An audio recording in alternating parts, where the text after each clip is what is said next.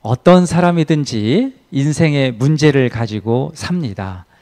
사람이 인생 문제가 없다는 것은 이게 말이 안 되죠. 어떤 사람이든 다 자기가 가진 인생의 문제가 걸려 있죠.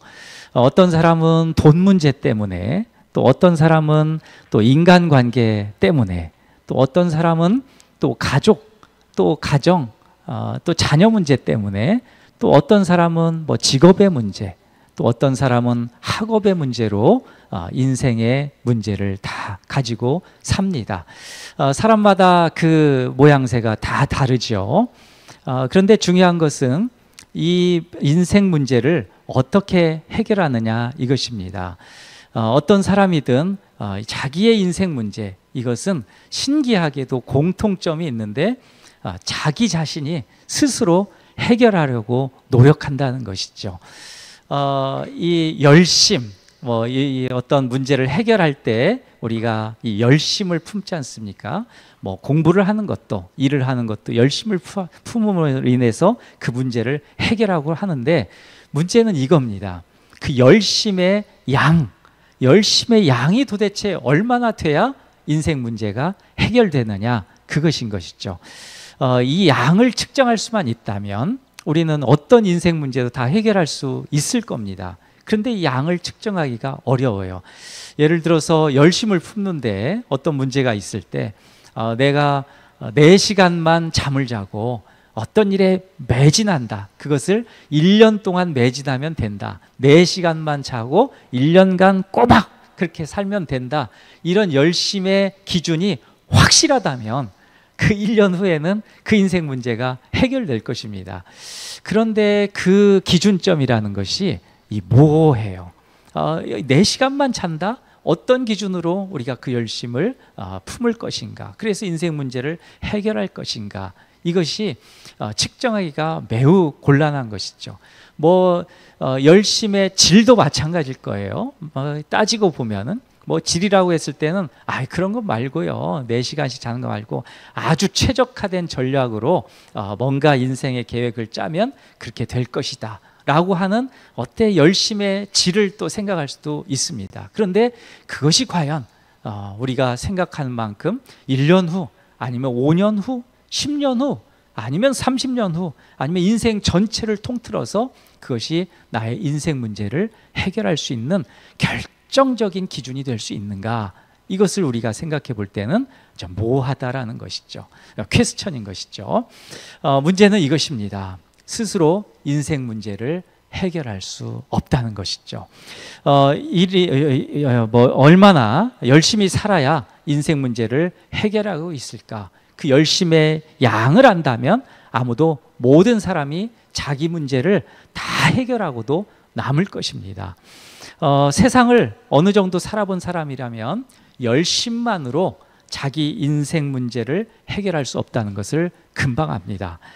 열심의 양이 아무리 많아도 인생 문제를 해결할 수 없죠. 또 열심의 질이 아무리 좋아도 인생 문제가 해결되지 않습니다. 이것이 인간이 가진 한계입니다. 사람이 가진 한계. 성경은 이것을 율법과 은혜로 설명합니다. 자, 인생 문제 제가 말씀드렸죠. 그리고 그것이 쉽게 해결되지 않는다. 물론 열심을 품어서 어느 정도 이런 문제들이 해결될 수도 있습니다. 그러나 근본적으로 우리 인생 문제의 뿌리를 다 해결할 수 있느냐, 그걸 말씀드리는 거죠. 근데 성경은 이것을 놓고 율법과 은혜로 설명합니다. 자, 율법, 이것은 하나님께서 모세에게 십계명으로 주신 그것이 이제 율법인데, 그 율법이라는 것, 그러니까 율법의 역할이 있어요. 율법을 주신 이유가 있고 그 역할이 있는데, 율법은 말 그대로 법입니다. 법은 이거 어기면 안 되잖아요. 조금이라도 어기면 그 범법자가 되는 거예요. 범법자가 된다는 것은 조금이라도, 그러니까 10개, 십계명이 10개잖아요. 그 중에 하나만 어기더라도 당장의 죄인이 되는 것이죠. 그러니까 율법의 역할은 곧 너는 죄인이다. 너 이거 안 했잖아. 그래서 문제를 들춰내는 역할을 하는 거예요. 인생 문제 나는 덮고 싶어요. 이 정도면 아유, 사람들이 그냥 모르고 지났으면 좋겠어. 나만 알고 내가 끙끙대면서 뭔가 해결했으면 좋겠어. 이런 것들이 있을 수 있어요. 근데 율법은 그걸 확 들춰내요. 그래서 너 해결할 수 없잖아. 너 이거 못하지. 너 이거 못하면은 너 안 돼. 너 큰일이야. 뭐 그리고 또 율법이라는 것은 이제 죄에 대한 문제니까 너는 죄인이야 라고 하면서 들춰내는 것, 이것이 율법의 역할이고 기능인데요. 그런데 이게 사람의 한계고 이게 사람이 갖는 그런 어떤 큰 문제 중에 하나입니다. 쉽게 말하면 율법은 지적질하는 것이죠. 너 이거 잘못했어. 이거 잘못했어. 요거 못했지. 이런 거. 그것을 해결하려면 대가를 지불하라고 이야기합니다. 율법이 그렇게 하는 거예요. 사람의 한계는 죄이고 대가는 생명입니다. 그러니까 이것을 해결하려면 생명을 내놔라. 생명을 내놔라. 이것이 율법의 역할, 율법이 말하는 것인데 성경은 이것을 놓고 두 가지로 얘기합니다. 하나는 모든 사람이 죄를 범했다는 거예요. 모든 사람이 죄를 범했다. 로마서 3장 23절 말씀이죠. 어떤 사람도 이 죄에서 벗어날 수 없다. 모든 사람이 죄를 범했다. 이것이 하나고 다른 하나는 죄의 삭은 사망이다. 이거예요. 로마서 6장 23절이죠. 모든 사람은 죄를 범하는데 그 죄의 대가가 있는데 그것은 사망이다. 생명 내놔라. 이런 것이죠. 자, 이게 이제 율법에서 얘기하는 것인데 우리 인생 문제도 마찬가지죠. 인생 문제가 다 해결이 안 돼요. 우리 성도님들도 한번 생각해 보십시오. 우리가 가진, 자신들이 가진 인생 문제 100% 다 해결된 사람들이 있을까요? 네, 과거, 현재, 미래를 통틀어서 인생 문제라는 것은 과거의 문제가 지금으로 연결되기도 하고 미래에 연결되기도 합니다. 또는 과거에 뭐 그런 것들이 해결됐다 치더라도 지금 현재의 문제가 또 과거의 문제가 연결되기도 하고 미래 문제와도 연결되기도 해요. 그래서 사람들을 괴롭게 하는 것이죠. 자, 오늘 본문을 보면은 인생 문제를 해결받고자 찾아온 사람이 한 사람 있어요. 예수님을 찾아온 사람이 한 사람 있는데 그 사람이 바로 니고데모입니다. 니고데모. 이 니고데모라는 이 사람, 이 이름은 우리 뭐 한글 이름이 아니기 때문에 그런데 이 헬라어로 보면은 니고데모 이게 이제 니케라는 말이 이 승리라는 말이에요. 승리라는 말이고 이 데모스 이것은 이제 백성. 우리는 이제 지금 북한 공산당이 좋은 말을 다 많이 써가지고 지금 못 쓰는데 인민이라든지 이런 것들이 아주 거기에 어울리는 단어인데 하여튼 니케 데모스 그러니까 백성의 어떤 지배자 이런 뜻으로 이렇게 의역할 수 있는데 우리 데모크라시 알죠? 데모크라시 민주주의로 이제 대변되는 데모크라시 이것도 이 데모 이것은 시민 뭐 민중, 인민 이런 뜻이고 크라토스라고 하면은 이건 지배, 권력 이런 뜻이에요. 그래서 그 두 개가 합쳐져서 이제 일반 대중이 어떤 대중의 권력 뭐 이렇게 또 이제 해석할 수 있는데 그걸 이제 우리는 민주주의 이렇게 이제 해석하는데 이제 니고데모 이 이름 안에 이 백성을 지배한다라는 어떤 그런 이름이 포함되어 있는 것이죠. 그러니까 니고데모 우리는 이렇게 부드럽게 들릴 수 있는데 유대인들은 니고데모 딱 이름을 듣는 순간 금방 알아차리실 거예요. 야, 이 양반 보통 사람 아니다. 이 양반은 아주 최고 권력자 아니냐 이렇게 금방 알아들었을 거예요. 요한복음에서도 그렇게 설명을 합니다. 바리새인이고 유대인의 지도자다 이렇게 이제 요한복음 3장에서 소개를 하는데 이 유대인의 지도자라면은 이 사내들인 공의회 그러니까 대제사장 포함해서 71인이 이렇게 이 구성되어 있는 그 공회인데 거기는 끝판왕이죠. 한마디로 모든 법도 만들고 법도 집행하고 판결도 하고 뭐 어떤 경제적인 제도도 하고 문화도 만들고 모든 것들을 다 하는 곳 거기가 이제 사내들인 공의회인데 거기에 아마 평의원 회원이었을 것입니다. 그러니까 어떤 뭐 권력에 있어서 최고 권력자인 것이죠. 흠정력 킹 제임스 버전, 그러니까 우리가 보는 이 개정 성경도 있지만 여러 번역 성경이 있는데 킹 제임스 버전 그 흠정역 한글로 된 성경을 보면은 유대인의 지도자라고 이렇게 번역을 합니다. 그러니까 말 그대로 유대인들의 치리자 이렇게 이제 번역을 하는데 어떻게 보면 더 정확한 번역 같아요. 예, 제가 볼 때는 좀 그런데 하여튼 니고데모 이 양반은 보통 사람이 아닌 것이죠. 유대 사회에서 최상의 권력자였고 그 특권을 누렸음에 분명합니다. 그러니까 그런 사람이 예수님을 찾아와요.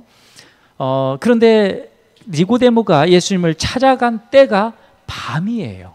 이게 참 중요한데, 자, 오늘 성경 본문 1절에서 3절 말씀을 다시 한번 읽어보겠습니다. 요한복음 3장 1절에서 3절 다시 한번 읽어보겠습니다. 1절부터 다시 보겠습니다. 그런데 바리새인 중에 니고데모라 하는 사람이 있으니 유대인의 지도자라. 그가 밤에 예수께 와서 하면, 여기까지만 읽을까요? 그가 밤에 예수께 와서, 이런 것이죠. 유대인의 지도자인데 그가 밤에 예수님을 찾아와요.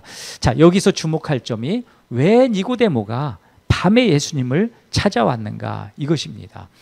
밤이라는 것, 성경에서 이 밤이라는 것은 굉장히 부정적인 그런 의미를 갖습니다. 부정적인 개념인데 요한복음 1장 5절에서도 빛이 어둠에 비치니 어둠이 깨닫지 못하더라, 이 말씀 있잖아요. 그때 그 어둠, 거기에서도 이 부정적인 의미죠. 어둠이 깨닫지 못하는 거예요. 대표적인 요한복음의 말씀인데 분명한 것은 니고데모가 아직 해결되지 않은 그런 인생 문제가 있었다. 그래서 그걸 해결받고자 예수님을 찾아왔다, 이렇게 이제 생각할 수 있어요. 자, 예수님은 디모데의 말을 듣고 전곡을 찌르는 그런 말씀을 하십니다. 그것은 니고데모가 마음으로 해결되지 못했던 그 마음을 가지고 이렇게 찾아왔던 건데 그 전곡을 찌르셔요. 그것이 3절의 말씀입니다. 3절 말씀 같이 한번 읽어보겠습니다. 예수께서 대답하여 이르시되 진실로 진실로 내게 이르노니 사람이 거듭나지 아니하면 하나님의 나라를 볼 수 없느니라. 아멘. 자, 중요한 것은 니고데모가 해결받지 못한 인생 문제가 있었다는 것, 이건데 앞서서 언급한 것처럼 니고데모는 유대 사회에 있어서 최고의 지도자입니다. 그런 사람이 풀리지 않은 문제가 있었다. 이것은 아주 흥미로운 부분이고 아주 중대한 문제였다라는 것을 우리가 직감할 수 있습니다. 자, 예수님이 니고데모에게 던진 주제는 이 거듭남입니다. 신약 성경에서, 구약 성경도 마찬가지지만 이렇게 동일한 단어를 반복할 때가 있어요. 그건 아주 중요하다라는 의미거든요. 여기에 3절 보면 진실로 진실로 내게 이르노니, 이렇게 할 때 진실로 진실로 이렇게 반복하잖아요. 이건 굉장히 중요하다. 정확하게 들어라. 이건 아주 중요한 문제다. 아주 중대한 문제다. 이렇게 말씀하시는 건데 이 거듭남이 중요하다는 이 뜻을 주님께서 말씀하신 건데 실제로 이 거듭남이 중요합니다. 자, 니고데모가 예수님의 말씀을 듣고 깜짝 놀라게 돼요. 깜짝 놀라는데 마치 자기의 마음을 들킨 것처럼 놀라게 되는데 그 말씀이 3절, 사람이 거듭나지 아니하면 하나님의 나라를 볼 수 없느니라, 이 말씀 때문에 그래요. 거듭남에 대한 것, 그러니까 하나님 나라를 볼 수 없느니라, 이것인데 우리 이제 한국 사람으로서는 유대적 개념이 없으니까 이 말씀을 들으면 이거 가지고 뭐 깜짝 놀라냐, 이렇게 생각할 수 있어요. 그런데 유대적 개념으로 생각해 보면 깜짝 놀랄 사실이에요. 니고데모, 이 사람은 굉장히 최고의 권력, 어떤 바리새인 중에 바리새인이고, 또 이 사람은 사내들인의 공의회의 한 사람이었고, 이 사람은 유대의 어떤 권력자, 지도자였다, 이렇게 말씀을 드렸잖아요. 그런데 바리새인이었다라고 하면 분명히 율법을 가르쳤을 거예요. 그 율법은 이거 열심히 지켜야 됩니다. 이거 온전하게 지켜야 됩니다. 이걸 가르쳤을 거잖아요. 그리고 자기 자신도 바리새인이기 때문에 열심히 지켰을 거예요. 근데 흡족하지 않은 거예요. 아무리 지켜도, 아무리 열심으로 열심을 내도, 열심의 양을 늘려도, 열심의 질을 늘려도 흡족하지 않은 거예요. 이게 문제인 거예요. 그러니까 하나님 나라에 우리가 들어가야 되는데 아무리 율법을 열심히 지키고 해도 마음에 흡족하지 않은 거, 이렇게 가르치기는 해도 설교도 했을 것이죠. 그런데 마음에 뭐가 양이 안 차는 거예요. 그러니까 이것이 늘 마음속에 한계로 있었던 건데 예수님을 몰래 찾아간 것이죠. 다른 사람 못 보게. 들키면은 좀 창피하기도 하고, 또는 예수님과 함께 대면한다 해서 뭐 이거 여러 가지, 너 이거 이상한 사람 아니야? 이렇게도 이제 얘기할 수 있으니까, 그래서 몰래 밤에 찾아간 것이죠. 자, 왜 니고데모가 거듭남으로 하나님 나라에 들어간다는 말씀에 놀랐는가? 바로 이것입니다. 율법을 가지고 가르쳤는데 이것이 도대체 하나님 나라에 내가 갈 수 있는가 확신이 안 드는 거예요. 율법을 계속 어기게 되고, 율법은 계속 너는 죄인이다라고 인생 문제를 들춰내니까 더 이상 한계가 있는 거죠. 자, 그것을 가지고 간 거죠. 근데 자, 4절 말씀을 한번 볼까요? 4절 말씀, 이제 그 니고데모가 이렇게 다시 묻습니다. 예수님께 4절 같이 한번 읽습니다. 니고데모가 이르되 사람이 늙으면 어떻게 날 수 있겠습니까? 두 번째 모태에 들어갔다가 날 수 있사옵나이까. 아멘. 자, 니고데모가 이해한 그 거듭남은 엄마 뱃속에 들어갔다가 다시 출생하는 것, 이건데 늙은 사람, 그러면 늙은 사람 어떻게 하겠냐, 뭐 이런 것들이 있는 거죠. 그러니까 아무리 이성적으로 생각해도 이건 불가능한 거다. 굉장히 혼란스러워하는 거죠. 그러니까 예수님도 그걸 아셨어요. 그래서 다시 말씀하셔요. 그게 5절에서 8절 말씀입니다. 5절에서 8절 말씀도 함께 읽습니다. 예수께서 대답하시되 진실로 진실로 내게 이르노니 사람이 물과 성령으로 나지 아니하면 하나님의 나라에 들어갈 수 없느니라. 육으로 난 것은 육이요 영으로 난 것은 영이니 내가 내게 거듭나야 하겠다 하는 말을 놀랍게 여기지 말라.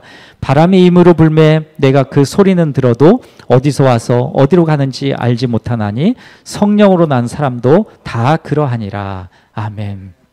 자, 예수님이 니고데모에게 확실하게 알려주려고자 했던 것은 이 거듭남입니다. 그러니까 하나님 나라가 걸려 있는 것이잖아요. 그런데 니고데모가 거기까지 이르지 못한다라는 것 이제 생각을 했는데 어떻게 가능하느냐라고 했을 때 예수님께서는 이 율법 이 문제를 제껴놓고 이 율법과 더불어서 이 거듭남에 대해서 말씀을 해주시는데 예수님께서 반복적으로 하신 말씀이 있어요. 그게 이제 거듭남을 중심으로 보면 이렇습니다. 3절, 5절, 7절, 8절 여기를 그 거듭남이라는 것을 강조해서 좀 재구성해서 읽어보면 이렇습니다. 한번 들어보십시오. 자막에 있으니까 한번 보십시오. 사람이 거듭나지 아니하면 하나님의 나라를 볼 수 없느니라. 자, 이것이 첫 번째고, 두 번째는 사람이 물과 성령으로 나지 아니하면, 자, 이것을 거듭나지 아니하면 이렇게 바꿔서도 읽을 수 있어요. 사람이 물과 성령으로 거듭나지 아니하면 하나님의 나라에 들어갈 수 없느니라. 자, 이게 두 번째. 세 번째는 내가 내게 거듭나야 하겠다 하는 말을 놀랍게 여기지 말라. 여기 똑같이 있죠. 그리고 마지막, 성령으로 난 사람도 다 그러하니라. 아멘. 자, 이렇게 그래서 거듭나다라는 것을 연속적으로 이제 바꿔서 이렇게 말씀하는데 핵심은 이거죠. 말 그대로 거듭남. 자, 거듭남은 두 가지 의미가 있어요. 거듭남은 이 영어로 하면 born again, 또 이 한자로 하면 중생 이렇게 됩니다. 그러니까 다시 태어난다 이런 의미죠. 거듭남이. 그런데 이게 두 가지 의미가 있어요. 하나는 땅으로부터 거듭나는 것이 있죠. 뭐 말 그대로 니고데모가 잠깐 상상했을 수 있는 엄마 뱃속으로 다시 들어갔다가 날는 것, 이것은 사실 불가능하잖아요. 피지컬로는 불가능합니다. 그런데 또 하나가 있어요. 또 하나는 하늘로부터 거듭나는 거, 이거 있어요. 그러니까 거듭남의 의미가 하나는 땅으로부터 거듭나는 거, 두 번째는 하늘로부터 거듭나는 것. 근데 땅으로부터 거듭나는 건 이게 뭐와 연결되어 있냐면은 율법과 연결되어 있죠. 그러니까 율법으로 거듭날 수 있느냐, 이걸 지금 얘기하는 거예요. 근데 불가능하죠. 왜냐하면 문제만 들춰내지 다음 게 해결이 안 되는 거예요. 다음 게 해결이 하니까 땅으로부터는 거듭남이 안 되는 것이죠. 그게 두 번째 남는 것이죠. 하늘로부터 거듭나는 게 있는데, 자, 거듭남의 방향은 땅이 아니라 하늘이라는 걸 말씀하고 있는 것이죠. 자, 물과 성령, 그것은 그 물과 성령의 은혜를 힘입어야 거듭날 수 있다는 말씀을 하고 계신 겁니다. 거듭남은 땅에서 율법을 지킴으로 일어나지 않고 하늘에서 내려진 성령으로만 가능하다. 이걸 말씀하는 거예요. 자, 여기에 요한복음 3장에 나온 물과 성령은 이제 이 종교 개혁을 했던 종교 개혁자였던 존 칼빈 있잖아요. 존 칼빈은 이것을 성령이라고 이렇게 통틀어서 이야기를 합니다. 이 물과 성령을. 여하튼 이 성령으로 거듭나지 아니하면 불가능하다. 이걸 얘기하는 거죠. 그렇다면 이 거듭남, 곧 하나님의 나라에 들어가는 방법이 무엇이냐라고 했을 때 이제 그 해답이 아주 간단해지죠. 이제 뭐 이 해답도 이미 얘기했으니까 하늘로부터 온 성령의 은혜를 입으면 가능하다는 것이죠. 그러니까 하늘로부터 온 성령의 은혜로 말미암아서 거듭나면 하나님 나라에 들어갈 수 있다. 이제 이 말씀이에요. 육체로는 선한 것이 날 수 없기 때문에 그렇습니다. 니고데모는 이 말씀을 듣고도 이제 놀라는 건데, 근데 예수님이 조금 더 쉽게 설명을 해주세요. 이것도 사실 이 쉬운 말씀은 아니에요. 조금 더 쉽게 말씀하는데, 바람이 부는 거, 마지막 8절이 그 말씀이잖아요. 바람이 부는 걸 가지고 설명을 해주세요. 바람이 어디서 나서 어디로 부는지 알 수가 없잖아요. 근데 어디선가 바람이 확 일어나요. 제가 이렇게 손수건을 쫙 해도 뭐 우리 성도님들까지는 안 가겠지만 큰 어떤 선풍기로 한다면, 아니면 뭐 에어컨 바람도 있으니까 에어컨을 틀면 이렇게 바람이 가죠. 그러니까 어디서 이 어떤 인위적인 이 바람은 거기서 오는구나. 그런데 실제로 이런 것들이 바람이구나라는 걸 느끼고 앓는 것이지, 이게 바람이 어떤 막 형체가 있어서 바람이 여기서부터 요만큼이 바람이구나, 이런 건 우리가 모른다는 것이죠. 그리고 밖에서 부는 바람도 마찬가지죠. 어딘가 갑자기 바람이 일어나서 막 먼지가 이렇게 불고 막 그래요. 뭐 바람이 갑자기 더 큰 바람은 태풍이라고도 그러잖아요. 그게 어디선가 일어나는데 도무지 잘 알 수가 없어요. 정확히 여긴지 어딘지 알 수가 없어요. 근데 뭐 과학적으로는 여러 가지 뭐 뜨거운 것과 뭐 찬 것, 이런 것들이 이렇게 일어나 가지고 뭐 바람이 일어나고 등등등 한다라고 하는데, 사실 과학이라는 것은 가설이잖아요. 과학은 가설입니다. 진리가 아니라 가설이에요. 어느 정도는 맞을 수 있는데 가설에, 과학이라는 것 자체가 가설입니다. 그래서 뭐 창조에 대한 부분, 뭐 어떤 물리적인 부분, 이런 것들은 사람이 도무지 이해할 수 없기 때문에 여러 가지 지성을 활용해서 가설을 이제 펼치는 건데, 그러니까 가설이지 진리는 아니죠. 진리는 하나님의 말씀, 거기에 있는 것인데, 여하튼 이 바람을 가지고 이제 얘기하는 거죠. 근데 어디서 부는 건지는 모르지만 바람이라는 건 안다는 것이죠. 거듭남도 마찬가지입니다. 성령께서 이루시는 그런 거듭남도 마찬가지죠.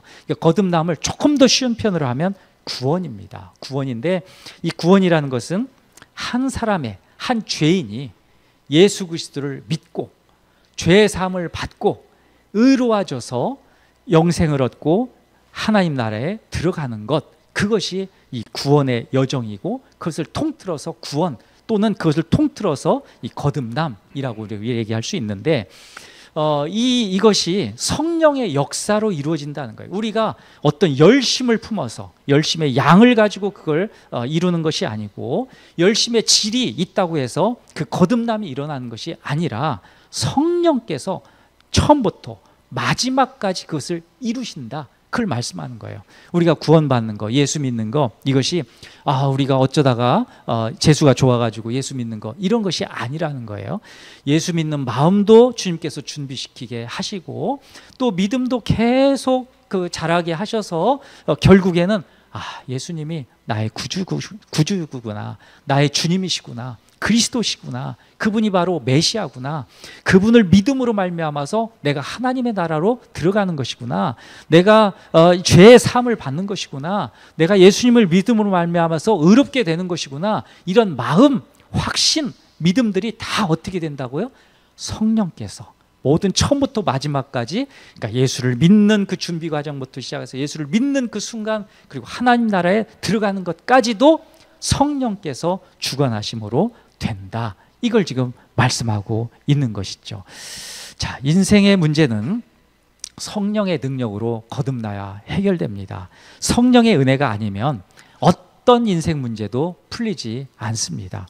가장 중요한 문제가 영혼의 구원입니다. 영혼 구원. 영혼 구원이 가장 중요한 문제인데, 이 문제가 해결되어야 다른 문제도 풀립니다. 인생 문제에 있어서 첫 단추가 이 구원의 문제, 이 거듭남의 문제입니다. 이것은 자기 열심으로 해결받지 못합니다. 오직 성령의 은혜로만 가능한 것이죠. 그래서 성령을 구해야 됩니다. 니고데모는 성령으로 거듭난 사람인데 이것을 어떻게 아는가? 오늘 성령으로 거듭난 사람 이렇게 얘기했는데 니고데모를 이제 지칭해서 가르치면서 정한 이제 제목이긴 한데, 근데 오늘 읽은 본문으로만 보면은 니고데모가 거듭난 사람이라는 것을 알 수 없어요.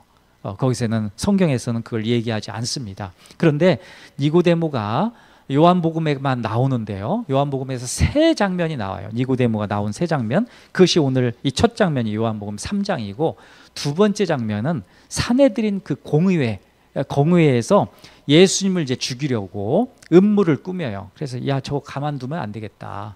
가만두면 안 되겠다. 이렇게 할 때 그때 니고데모가 나서서 그 산헤드린 공의회 회의를 해산시키는 중요한 역할을 니고데모가 합니다. 앞서서요. 그거 아니다. 그 잘못된 것이다. 이렇게 그 말씀을 하면서 그 산헤드린 공의회가 해산돼요. 그게 두 번째 장면이고, 마지막 세 번째 장면이 참 인상적인데 예수님이 이제 십자가에 죽으시고 그 시신이 수습이 안 돼요. 왜냐하면 예수님은 반역죄로 거의 뭐 이 신성 모독죄이고, 예수님을 이제 따르는 제자들 다 도망가고 예수님을 따른다, 예수님을 믿는다 그러면 자기도 십자가에 못 박혀 죽을 수 있기 때문에, 어떻게 죽을 수 있기 때문에 누구도 거기에 대해서 입도 뻥끗 못하는 그런 아주 그냥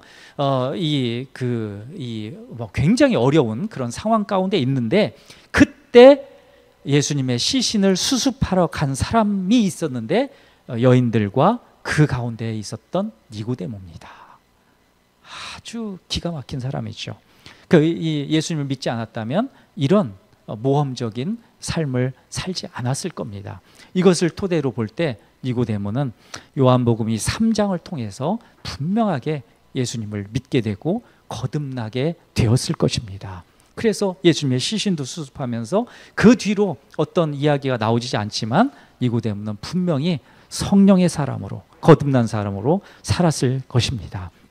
자, 우리의 인생 문제의 첫 단추는 이 거듭남, 구원입니다. 이 문제가 해결돼야 다른 것도 해결받습니다. 이것은 오직 성령으로만 가능합니다.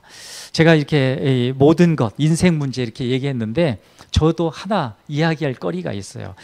몇 개월이에요. 몇 개월 동안 제 컴퓨터가 고장 나가지고 이 프로그램이, 중요한 프로그램이 안 깔리는 거예요. 그래서 몇 달을 아주 고생을 무지하게 했습니다. 그리고 이번 이제 추석 연휴 때도 그것 때문에 아주 그냥 밤잠 설치면서 새벽까지 어마어마하게 애를 썼는데 해결이 안 되는 거예요. 몇 달을 해결이 안 되는 거예요. 그래서 하여튼 임시로 어떻게 하는데 그렇게 해왔는데 이제 이 프로그램을 이제 만든 그 회사로 이게 이메일도 보내고 등등 해서 여차저차한 에러 코드가 나온다. 이거 좀 어떻게 아무리 해도 해결이 안 된다. 좀 이 답을 다오라고 이제 이메일을 보내는데 며칠 있다가 이제 답이 왔어요. 근데 어마어마하게 써가지고 왔어요. 해결 방법을 이것도 해보시고요, 이것도 해보시고요, 이것도 해보시고 뭐 이렇게 쭉 써서 왔어요. 근데 처음 문장과 마지막 문장의 결론이 뭐였냐면 우리도 모르겠습니다. 그거예요. 그 에러 코드를 우리도 모르겠대요. 그 마지막도 이거 한번 해보시고 근데 우리도 잘 모르겠어요. 아무리 봐도 모르겠습니다. 이거였어요. 근데 무지무지하게 써온 걸 제가 봤는데 그것이 다 제가 다 해봤던 것들이에요. 몇 개월 동안 진짜 별걸 다 해봤잖아요. 뭐 컴퓨터 포맷도 뭐 너댓 번을 해봤어요. 하여튼 별걸 다 해봤는데 그런데도 해결이 안 됐는데, 근데 이번 주에 있었던 일이라고 그랬잖아요. 며칠밖에 안 됐어요. 근데 제가 하여튼 그거 가지고 고민을 하고 이렇게 막 이 의자에 이렇게 앉아 있는데 제 아내가 이렇게 와가지고는 아직도 해결이 안 됐냐고. 그래서 제가 이제 대답을 않고 있을 때 해결 안 된지 알잖아요. 근데 제 아내가 어떤 행동을 취했냐면 그 컴퓨터에 노트북에 가가지고 노트북을 안 쓰기도 하는 거예요. 노트북을 안 쓰기도 하는데 제가 안 쓰기도 하는 그 짧은 시간, 몇 초도 안 돼요. 몇 초 안 되는데 뭐 4, 5초 됐을까요? 그런데 그 장면을 보면서 제가 두 가지 생각이 든 거예요. 하나는 믿음 없는 생각, 하나는 믿음 있는 생각. 믿음 없는 생각은 뭐냐면 아유, 저기다 기계에다가 안수기도 한다고 저게 되나? 이런 생각. 문득 제가 솔직하게 말씀드리는 거예요. 이 사람이니까 그 생각이 딱 들어요. 근데 또 하나 생각은 뭐냐면 혹시 저 기도를 하나님 받으셔서 해결해 주시는 거 아니야? 그랬으면 참 좋겠다. 이런 마음이 살짝 드는 거예요. 그리고 나서 세 번째로 들었던 생각이 뭐냐면 이거 내가 이 문제 가지고 그렇게 많이 기도를 하지 않았네. 이런 생각이 드는 거죠. 물론 기도는 했었어요. 근데 깊게 이 문제를 해결해 달라고 그렇게 기도하지 않고 내가 열심을 품고 인터넷 뒤져가면서 해결하려고 했던 것이 떠오른 거예요. 그러면서 그때 이제 마지막 세 번째 들었던 생각이 제가 이제 아내가 기도하고 간 그것을 보면서 성령님 이 문제를 해결해 주십시오. 성령께서 해결해 주셔야 되겠습니다. 이렇게 이제 기도가 저도 모르게 나온 거예요. 그리고 나서 그 다음번 바로 이어서 뭔가를 하려는데 아이디어가 딱 하나 떠오르는 거예요. 그래서 그걸 했더니 한 1시간 정도 프로그램을 이렇게 설치를 하니까 뭔가 변화가 시작되는 거예요. 변화가 시작되고 하나씩 이렇게 설치를 다시 해보니까 어떻게 됐을까요? 네, 거의 해결이 됐어요. 해결이 돼서 제가 너무나 놀라가지고 그래서 제 자신을 스스로 돌아보면서 이 성령을 의지했어야 되는데 내 스스로 열심을 풀면서 몇 개월을 그냥 이렇게 힘들게 왔네 이런 생각이 드는 거예요. 간단한 문제지만 엔지니어들도 최고의 전문가들도 에러코드 보냈더니 나도 모르겠어요 이랬던 건데 성령에 의지하면서 이건 그냥 물론 그분들이 와서 뭐 했으면 해결될 수도 있었겠죠. 근데 그런 문제가 아니라 이 문제는 또 저에게 주시는 하나님의 메시지이기도 한 것이죠. 성령을 의지해야 된다. 인생의 문제의 첫 단추는 이 성령을 의지하는 것. 그 구원인데 성령의 문제를 의지해서 문제를 해결해야 된다. 성령께서 우리의 모든 문제를 해결해 주신다. 이것이죠. 특히 구원의 문제, 이 거듭남의 문제가 그것인 것입니다. 자, 우리 성도 여러분들 어떠세요? 우리 인생 문제, 우리 성도 여러분들의 그 문제들이 어떤 것입니까? 근데 그것을 내가 열심으로 해결하려고 하시나요? 아니면 성령께서 해결해 주시기를 원합니다 라고 거기에 매달려서 기도하면서 나가십니까? 성경적인 원리는 딱 하나입니다. 내 열심 그거 아니라는 것이죠. 내 율법으로 그거 아니라는 것이죠. 오직 성령으로 그 문제를 해결받을 수 있다. 그것입니다. 그것을 믿고 확신하며 나가시는 우리 성도님들 되시기를 간절히 축복하고 소망하고 기도합니다.